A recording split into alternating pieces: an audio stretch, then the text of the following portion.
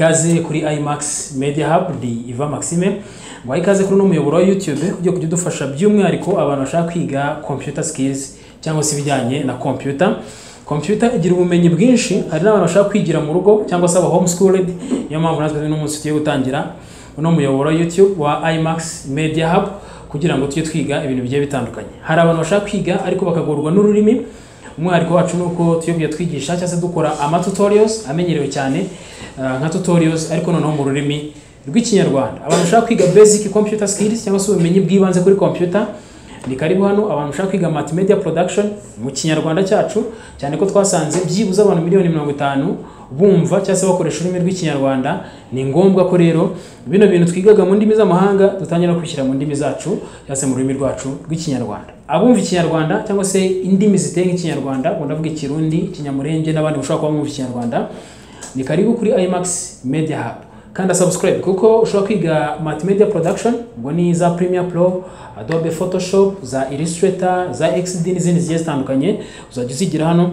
Ariko kandi sabo bonyine kuko hari n'izindi skills zigiye zitandukanye za computer uzakenera mu buzima cyangwa ukenera mu buzima.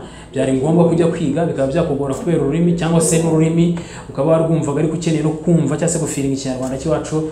Ni karibu rero kuri IMAX Media Hub waba tutorials ariko by'umwihariko mu kinyarwanda. Abantu bashaka kwiga Photoshop, abantu bashaka kwiga za Illustrator, abantu bashaka kwiga n'ibindi bigiye bitandukanye muri multimedia production ni karibu. Si ibyo gusa uko equipe izagenda yaguka tuzagenda twiga n'ibindi. Hari abakeneye tutorials yigisha izitwa programming languages, twavuga nka za JavaScript, twavuga za Python, C++ n'izindi zitandukanye ni hano. Abantu mushaka kwiga za WordPress n'andi ma programme ajya atandukanye adufasha muri programming nayo byanga byakunda uko ikipe izagenda yaguka muzagenda mubisanga hano. Yego kwikubitiro tuyo guhera kuri multimedia production ndetse na computer skills tuzasangamo nka za Office, za Microsoft Word, Microsoft Excel, PowerPoint, Publisher n'izindi ngizo. Ariko uko team izagenda yaguka guhagataho n'abashaka kutujoininga ni karibu. Uko team izagenda yaguka tuzagenda twigisha n'ibindi bigiye bitandukanye birimo nk'ama program akoreshwa muri za kaminuza. Twavuga nka za GIS kuba geography, twavuga nka za Archicad kubiga ibintu bijyanye na engineering n'ibindi bigiye bitandukanye. Uko team izaguka tuzagenda twagukana nayo ariko twongera tutorials kuri uno muyoboro wa YouTube. Ntago ari umuyoboro ufite umuyoboro utayegayezwa kuko nawe udukurikiye kano kanya ushobora kanda subscribe ubundi muri commentaire hasi ukaba watubwira ikindi kintu ushaka kwiga. Hari abantu bashaka kwiga electronique na telecommunication, muratubwira ibyo mushaka kwiga wenda abashaka kwiga gukoresha computer mu bundi buryo, abashaka kwiga gukoresha telefone urabitubwira hasi muri commentaire ubundi tugende tubazanire content yuzuye kandi ihagije. Isi tuganamo noneho yatugejeje gukoresha kamera z'umutekano nabyo turaza ko tubibigisha uburyo bensitara amakamera y'umutekano cyangwa se kuyakoresha amakamera y'umutekano.